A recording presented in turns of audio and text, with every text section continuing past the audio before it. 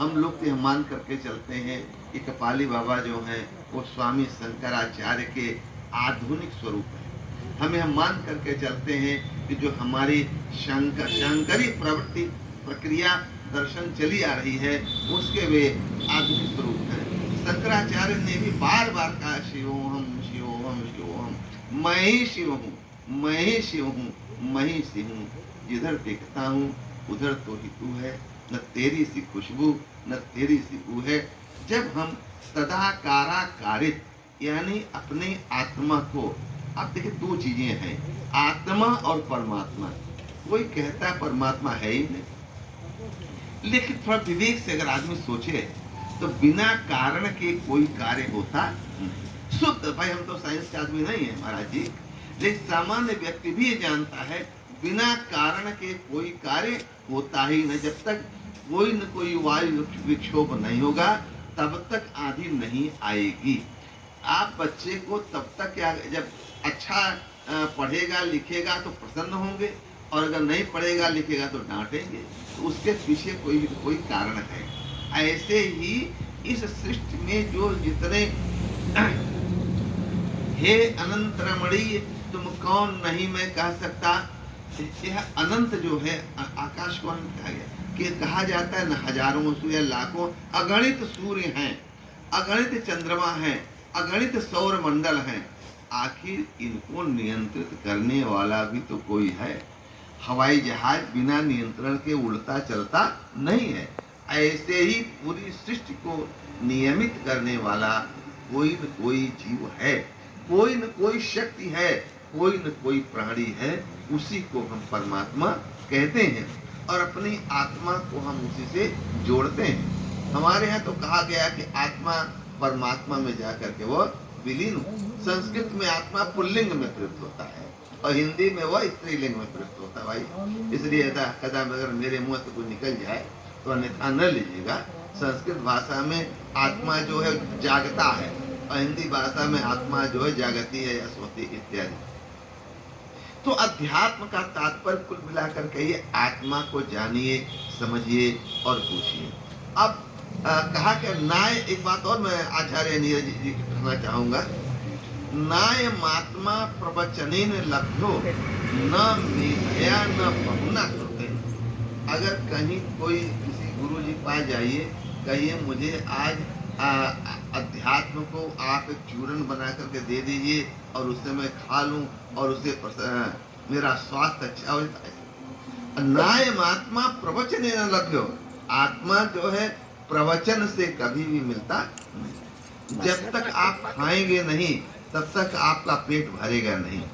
जब तक आप कोई चीज मीठी कड़वी खट्टी नहीं खाएंगे उसका स्वाद नहीं पाएंगे। दूसरा कोई खा रहा हो उससे आपका पेट नहीं भरने वाला है, दूसरा कोई मीठा खा रहा हो तो आपका मुंह मीठा होने वाला नहीं है। तो नायमात्मा प्रवचनेन लभ्यो, ये आत्मा कभी प्रवचन से प्राप्त होने वाली चीज नहीं। बैठ करके आप संतों के या कह लीजिए घंटों घंटों बैठ करके सीख रहे हैं और अंत में उनके पल्ले कुछ पड़ने वाला नहीं। इसलिए व्यक्ति को हमारे यहाँ देखिए एकांत में साधना की बात कही जाती है। महाराज जी तो साधकों में अग्रगण्य हैं। हिमालय की कंदरा में लोग जाते हैं, अथवा एक उदाहरण मैं आपको दूंगा, तेहपुर बसई भरत बिनु रागा चंचरी के चंपक भागा।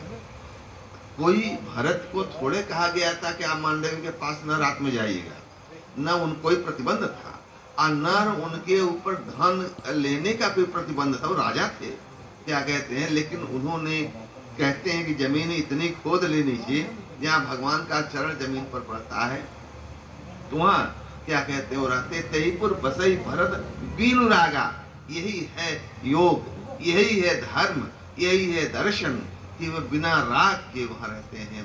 चंचली की जिमी चंपक भागा, कहते हैं कि भ्रमर जो है वो चंपक के बाग में नहीं जाता है। एक काव्य शास्त्री की अपनी मान्यताएं हैं। तो नाय महात्मा प्रवचने न लभ्यो, यह प्रवचन से भी नहीं मिलेगा। न मेधया न बहुना श्रुतेन, न मेधा यानी अगर मेधा माने प्रतिभा बुद्धि है कि आप कितनों टापर हो जाएं तो उससे प्राप्त हो जाता है। न बहुना श्रुतेन, और न बहुत सुनने से बहुत 10 जगह घूम घूम करके, तो कहा मिलेगा कैसे? तो यम आत्मा वृणते स्वयं, यह आत्मा जिसको स्वयं वर्ण कर लेता है, उसी के सामने अपने शरीर को, अपने स्वरूप को प्रकट कर देता है। अब आत्मा कैसे प्रकट करेगा आपके सामने? उसके लिए आपको स्वयं जानना पड़ेगा। जो जानहि ते देहु जनाई, जानत तुमहि हो जाई। जिस व्यक्ति में अध्यात्म का ज्ञान हो गया, वह आत्मिक उन्नति करता है। एक बात जानिए भाई, जब आप सुरक्षित रहेंगे किनारे, तभी तो किसी डूबते हुए को बचाएंगे। जब आपके पास धन रहेगा, तभी तो किसी गरीब की मदद कर पाएंगे। जब आप स्वयं बलिष्ठ रहेंगे, स्वस्थ और प्रसन्न रहेंगे, तभी तो कोई घायल है तो उसको अस्पताल पहुंचा पाएंगे। जब आप खुद असुख बीमार हैं, तो दूसरे की क्या मदद कर सकते हैं? तो अध्यात्म जो है, यह 2 अर्थों में है। भौतिक अर्थ में शारीरिक सौष्ठव, दूसरा आत्मिक बल, और तीसरा जो है वह सर्वजन हिताय काम जो है ये करता है। तो भाई देखिए, मैंने शुरू में कह दिया महाराज जी के सामने मेरी बोलने की क्या औकात हो सकती है, लेकिन जब कालिदास और तुलसीदास जैसे लोग नहीं हिम्मत कर पाते बोलने के लिए, फिर भी जो समझ में आया सो मैंने कहने का उपक्रम किया। रही बात धर्म की, 4 पुरुषार्थ हमारे यहाँ गिने ही जाते हैं, माने ही जाते हैं। धर्म, अर्थ, काम और मोक्ष। सबसे पहले धर्म है। आचार्य नीरज जी एक श्लोक में सुना रहा हूँ, क्योंकि महाराज जी हैं इसलिए इन श्लोकों को सुनेगा तो कोई, वरना कौन आज के युग में श्लोकों को, विशेष करके जिनमें श्रृंगार न हो, जिसमें हास्य न हो, वो सुने। कहते कैसे? धनानि भूमि ही धर्म क्या है, उसी की विवेचना है ये। धनानि भूमि ही पशवश्च गोष्ठे, नारी गृह द्वारी, सखा श्मशाने, देह चितायान परलोक मार्गे, धर्मानुभव गच्छति जीविका। पहले लोग अपने धन को जमीन में गाड़ देते थे। धनानि भूमि, धन जो है वो भूमि में है। पशुवश्य गोष्ठे, और पशु जो है वो गोष्ठ माने बाड़े में है। पशु नारी गृह द्वारी, औरत बहुत प्रिय होती है, लेकिन ज्यादा से ज्यादा गृह द्वारी घर के दरवाजे। सखा श्मशाने, और जितने इष्ट मित्र थे, बंधु बांधव थे, श्मशान तक।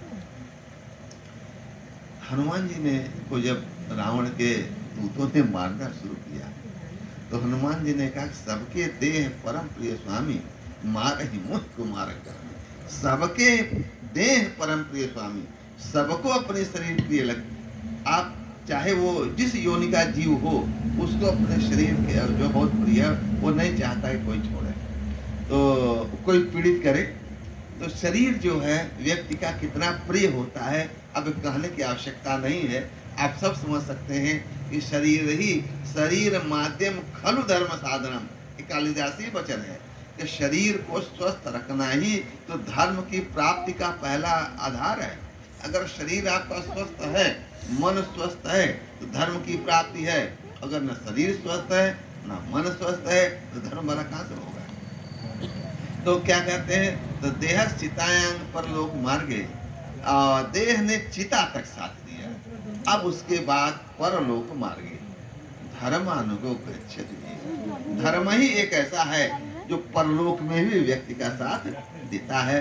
और अगर सावित्री में धर्म न होता, सावित्री में अध्यात्म न होता, सावित्री में आत्मबल न होता, तो क्या वह यमराज के पीछे पीछे चली जाती? और उनके द्वारा बारंबार इनकार दिए जाने पर, हटा दिए जाने पर भी, लेकिन जैसा, अब उधर चर्चा करूंगा, बड़ा समय लगेगा। इतना समझिए कि उसके आत्मबल ने, सावित्री के आत्मबल ने, सावित्री के धर्म ने, सावित्री की निष्ठा ने यमराज से अपने पति को छुड़ा लिया, बुला लिया। तो धर्म का सबसे बड़ा गुण होता है आपत्काल परखिए चारी, धीरज धर्म मित्र अरुणारी। जब भी आपत्ति काल आए तो 4 की परीक्षा तो करनी चाहिए। उनमें सबसे पहला जो है वो धर्म ही। लड़के ने पूछा गुरुजी से, गुरुजी पहले ये बताइए धर्म कहते किसे? ये धर्म शब्द की जो भाई संस्कृत वाले, जब मैं संस्कृत का विद्यार्थी रहा हूँ, अब तक 10 साल हो गया, तो छोड़े हुए तो महाराज जी ने हमको क्या कहते